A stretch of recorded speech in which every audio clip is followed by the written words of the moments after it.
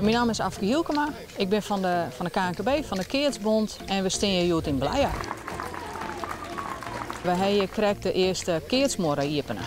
Keertsmorren is eigenlijk een morren waar de band op keertsen kennen. En die is helemaal online, mooi verven, mooie Friese termen erbij. Dus een echte keertsmorren. Dan eerst het balgevoel krijgen en dit kun je in het zitten, want dan de morren is een soort van toestanden die het dan weer terug speelt. Ik zie bij u in Jinsum ik op een plein keertsen, alleen nog die gong maar kritisch naar het plein en dat verstoft dan. Ik dacht van, goh, ik ken dat net oors. Zou dat nou net echt kennen, of mooi verven.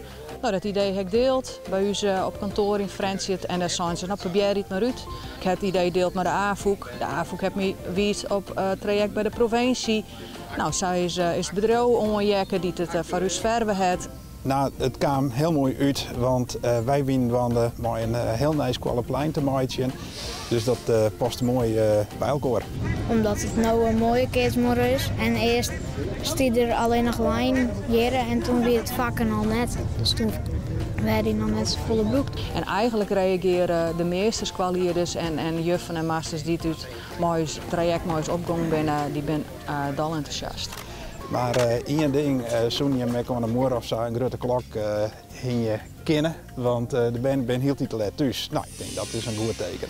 Ja. Nou, de KNKB heeft het Fries dat wij vanzelf een hele Friese sport binnen.